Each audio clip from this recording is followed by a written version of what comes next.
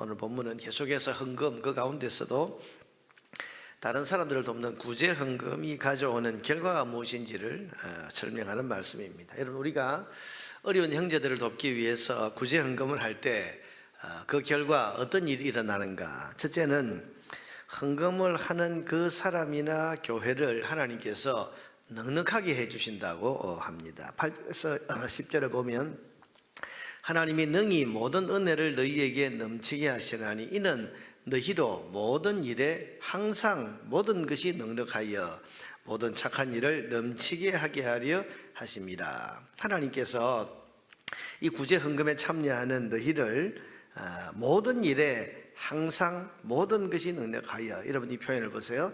모든 일에 항상 모든 것이 넉넉하여 모든 착한 일을 넘치게 하게 하려 하심이라. 우리의 삶에 착한 일이 넘치게 하기 위해서 하나님께서 모든 일에 항상 모든 것을 넉넉하게 하신다, 그렇게 말씀하고 있습니다. 9절에 보니까 기록된 바 그가 흩어 가난한 자들에게 주었으니 그의 의가 영원토록 있느니라 함과 같으니라. 하나님 앞에 그 의가 영원토록 있다. 어려운 사람들, 가난한 형제들을 위해서 내 것을 흩어서 구제하는 사람은 하나님 앞에 그 의가 영원토록 기억이 된다, 그렇게 말했고, 10절에 보니까 심는 자에게 씹어 먹을 양식을 주시는 이가, 심는 자에게는 하나님께서 씻어 주시고 먹을 양식을 주신다, 그런 말이죠. 그래서 너희 심을 것을 주사 풍성하게 하시고 너희 의의 열매를 더하게 하시리니. 하나님께서는 자신의 물질을 깨뜨려서 어려운 형제들을 도와주는 것을 기뻐하십니다. 그래서 그 선한 일이 계속될 수 있도록 항상 모든 일에 모든 것이 넉넉하도록 해 주신다. 오늘 성경은 그렇게 우리에게 말씀하고 있습니다. 여러분, 주는 사람이 복이 있고 또 넉넉해집니다. 주는 교회가 복을 받고 더 넉넉해지게 됩니다. 그러나 손이 움츠러들면 그게 복이 되는 게 아니라 하늘의 문이 닫힙니다. 여러분, 누가복음 6장 38절에 예수님께서 친히 하신 말씀이 뭡니까? 주라, 그리하면 너희에게 줄 것이니 곧 후시되어 누르고 흔들어 넘치도록 하여 너희에게 안겨주리라. 주님께서는 우리에게 주라, 그리하면 너희에게 줄 것이니, 누가? 내가 줄 것이다. 여러분, 우리가 다른 사람들에게 베풀고 나누고 섬기는 삶을 살면 하나님께서 너에게 주겠다, 하나님께서 주시겠다, 그렇게 지금 약속을 하신 것입니다. 여러분, 주는 자에게 하나님께서 더 넉넉하게 하시는 것이 이게 하나님의 원리입니다. 그러므로 헌금, 그 가운데 특별히 어려운 형제들을 돕는 이 구제 헌금을 하는 것은 하나님께서 그 삶에 그 큰 넉넉한 그런 은혜와 복을 주신다는 사실을 오늘 우리는 이 성경을 통해서 알게 됩니다. 둘째로 구제 헌금의 결과는 뭡니까? 그 구제 헌금을 받는 사람들이 하나님께 감사하고 영광을 돌리게 된다고 했습니다. 11절에 보니까 너희가 모든 일에 넉넉하여 너그럽게 연보를 하면 그들이란 것은 헌금을 받는 그들이 우리로 말미암아, 헌금을 하는 우리를 통해서 하나님께 감사하게 하는 것이라고 했고, 12절에 보면 이 봉사의 직무가 성도들이 부족한 것을 보충할 뿐 아니라 사람들이 하나님께 드리는 많은 감사로 말미암아 넘쳤느니라. 하나님께 드리는 많은 감사가 넘치게 된다고 했고, 13절에 보니까 이 직무로 증거를 삼아 너희가 그리스도의 복음을 진실히 믿고 복종하는 것과 그들과 모든 사람을 섬기는 너희의 후한 연보로 말미암아 하나님께 영광을 돌리고. 여러분, 그렇습니다. 우리는 이 땅 가운데서 해야 할 사명이 뭡니까? 하나님이 영광 받으시게 하고 하나님이 감사와 찬양을 받으시게 해야 하는 그런 사람들입니다. 그런데 우리가 어려운 형제들을 돕는 이 구제 헌금을 전달할 때에 그 헌금을 받는 그 형제들은 자기의 어려움을 돌아보시는 하나님의 은혜가 이 성도들을 통해서 우리에게 전해졌구나 생각해서 하나님께 감사하게 되고 하나님께 영광을 돌리게 됩니다. 어쩌면 여러분, 우리가 전하는 이 구제 헌금은 그 가난한 형제들이 간절히 드려왔던 기도의 응답이 될 수도 있는 겁니다. 그럼 우리가 종종 이런 일들을 경험하죠. 우리가 어떤 선교 헌금이나 어떤 구제 헌금을 가지고 어떤 사람들에게 이게 혹은 어떤 교회에 전달을 했을 때 이런 말 하는 것을 종종 듣습니다. 오랫동안 이것 때문에 기도해 왔는데 오늘 이 동관교회를 통해서 혹은 또 목사님을 통해서 권사님을 통해서 이런 응답을 받습니다.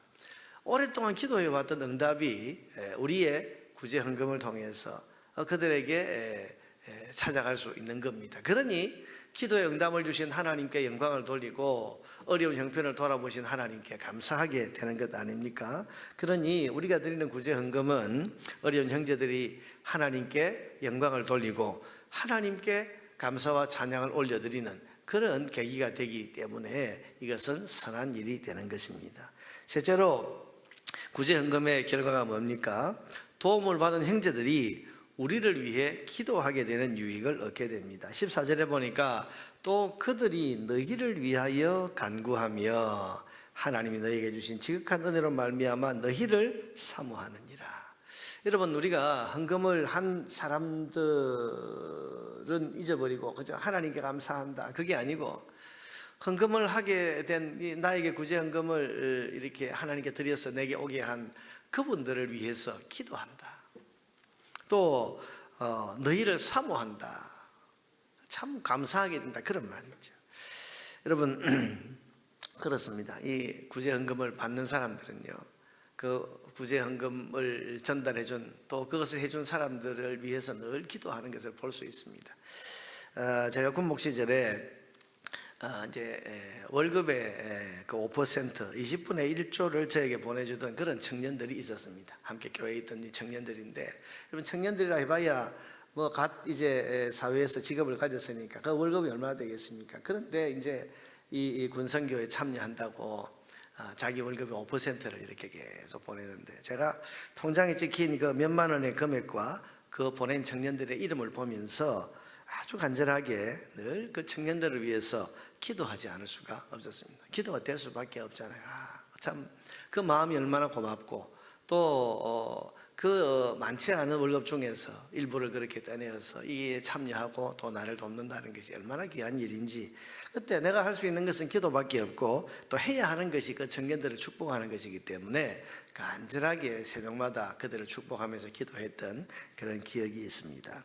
우리 교회가 선교사님들을 위해서 또 농촌교회나 개척교회들에게 매달 지금 우리가 지원금을 보내고 헌금을 보냈는데, 그 헌금을 받는 교회 목사님들이나 선교사님들은 거의 대부분이 우리 교회를 늘 기억하고 축복하며 기도하고 있습니다. 여러분, 누군가 나를 위해서 매일 축복하는 기도를 하고 있다는 것이 얼마나 큰 은혜가 되고 힘이 되고 이게 얼마나 큰 복이 되겠습니까? 오늘 사도 바울은 예루살렘 교회에 너희들이 보내는 그 구제 헌금은 이런 결과를 가져오게 된다. 하나님께서 이 헌금을 하는 너희를 더 항상 모든 일에 모든 것에 넉넉하게 하실 것이다, 그렇게 말하고, 너희가 이 구제 헌금을 예루살렘 교회에 보냄으로써 그 예루살렘 교회 성도들이 하나님께 감사하고 하나님께 영광을 돌려드리게 될 것이고, 이 헌금을 보내는 너희를 위해서 늘 축복하며 기도하게 될 것이다. 그러니 이 선한 일에 너희가 적극 참여하라, 그렇게 지금 권면하고 있는 것입니다. 여러분, 헌금 그 가운데서도 어려운 형제들을 돕는 구제 헌금은 선한 것이고 또 하나님께서 기뻐하시며 복을 주시는 귀한 일입니다. 이런 헌금의 결과와 유익을 오늘 말씀을 통해서 우리가 기억하면서 내 물질을 깨뜨려서 이웃과 형제들에게 나누는 이 헌금에 기쁨으로 참여하는 저와 여러분 되기를 바랍니다. 그래서 오늘 본문에 기록된 이 복과 유익을 넉넉히 거두고 누리게 되기를 주님의 이름으로 축원합니다.